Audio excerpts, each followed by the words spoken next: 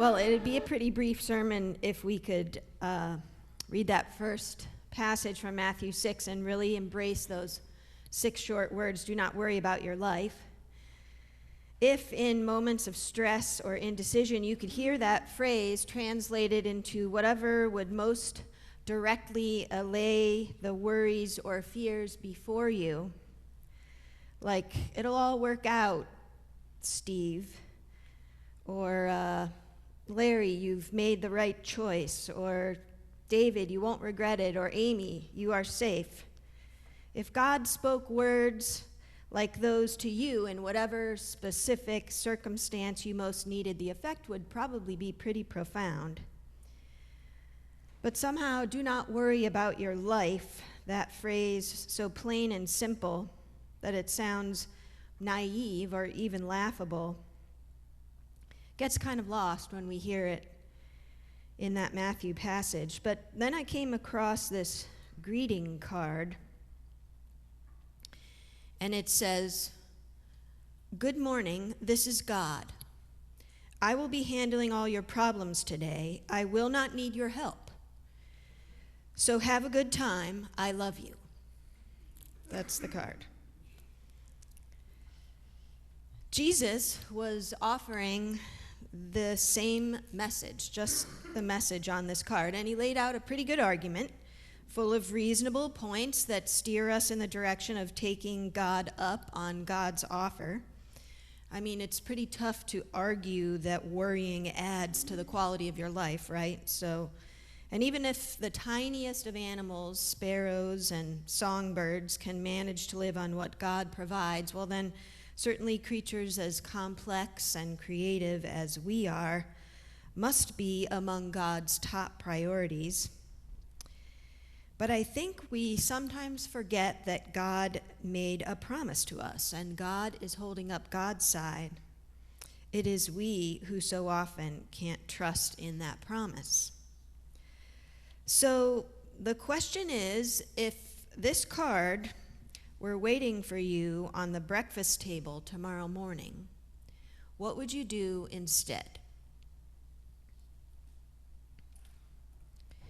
Before we start thinking about that, I want to say that I imagine that there are some of you who have learned through many years of experience to take your worries as they come, knowing that you always do your best to find creative solutions to whatever problems you face, and that eventually things work out one way or another, not always the way you might like, but you've learned, sometimes the hard way, that we have very little control over much anyway that happens in this life.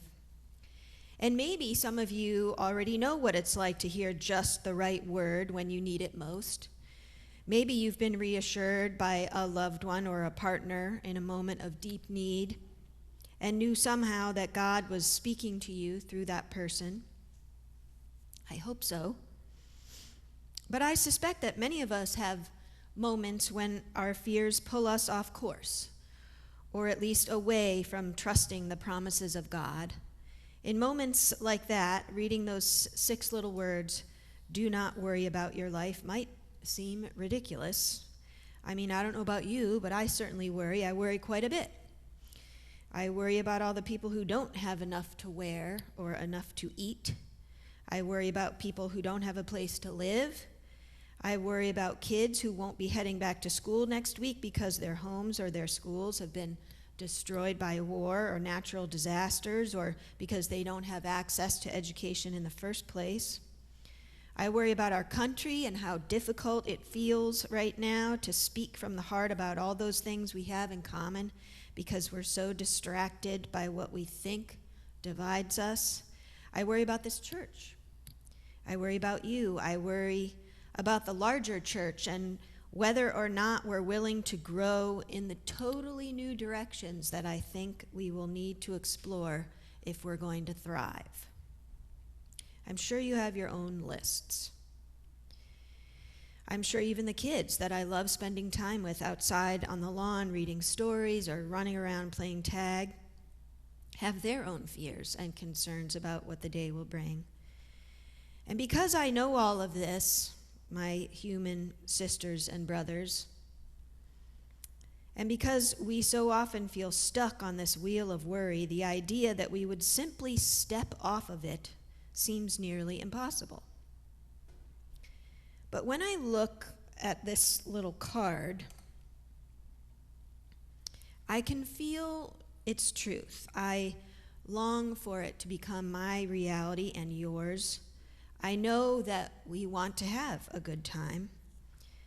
We know how little we can control in our lives, and yet we keep trying to steer things one direction, create backup plans, imagine alternate scenarios, consider options, think about ideas, and prepare for every possible problem. But if you woke up tomorrow and God said to you, go do something different today, I've got all the rest, you go have a good time, I wonder what you would do. Well, we can only answer for ourselves, and since I'm the one standing in the pulpit, I'll go ahead and tell you what I'd do. Let you think about what you could do. I would probably head to the pottery studio. Making things feeds me. It makes me feel connected to the earth, to the process of creation that I can observe every time I walk outside my door and across the parking lot to the Emerson Center. It puts me in touch with my gifts of creativity and problem solving.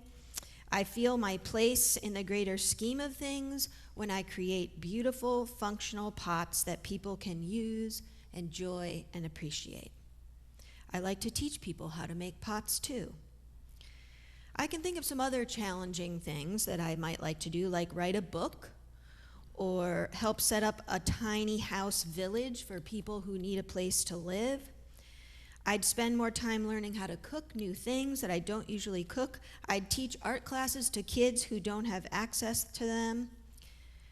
So I wonder what you would do.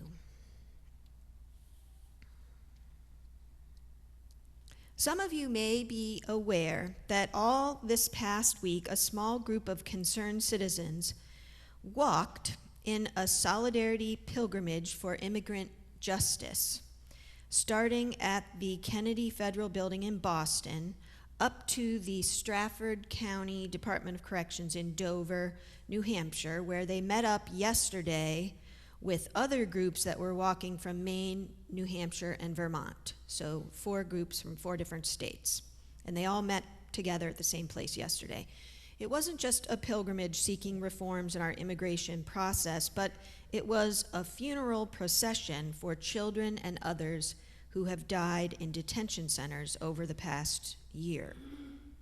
A friend and colleague of mine who serves the UCC Church in Amesbury, Reverend Joan McPherson, was among the 30 or so walkers from Massachusetts who traveled a total of 70 miles from the Kennedy Building up to Dover.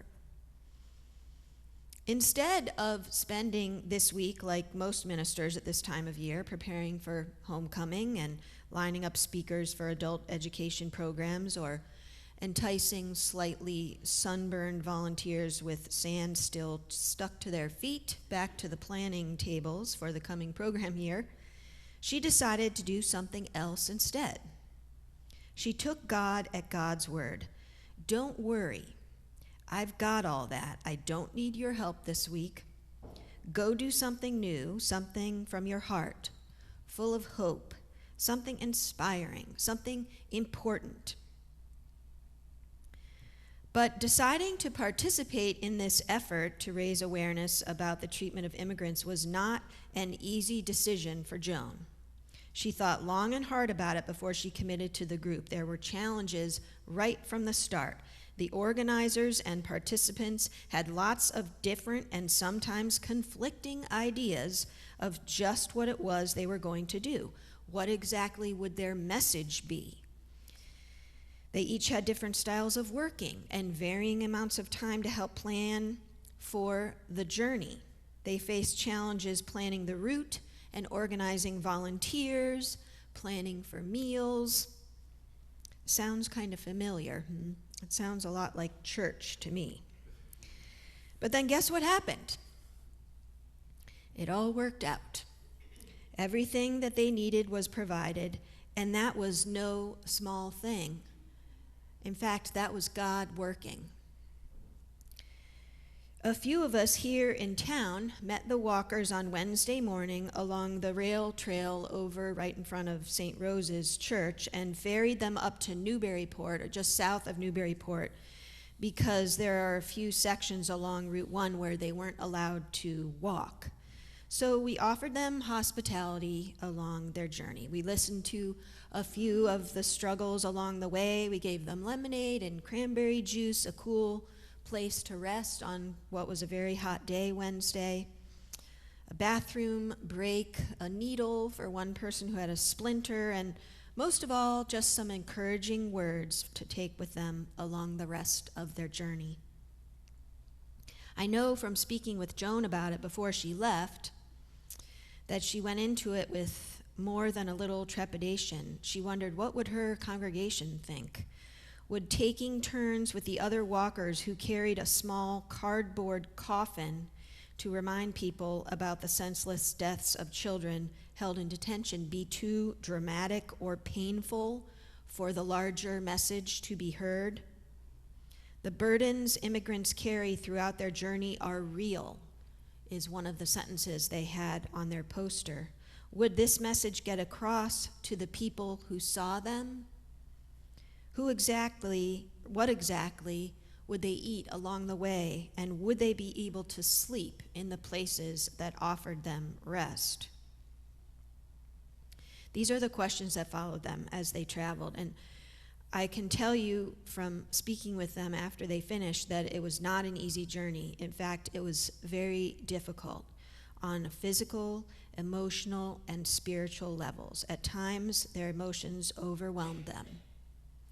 There was singing, there were lots of tears, there were hard conversations and hurt feelings, but there was laughter and there were small victories. There were lots of questions, there was support from strangers and inspiration, there was love and care and compassion for each other. There was solidarity with people whose voices have been silenced and whose fear and pain have been overlooked. I wanted to offer hospitality to the walkers as they came through town because I admire how their walking puts into physical form the love and commitment that they had for their vision. They went on their way, taking one step in front of the next one, relying on the help of others, and accepting that things may not be as perfectly planned out as they could be, but knowing that that part really didn't matter. They would take each day as it came and let God handle the rest.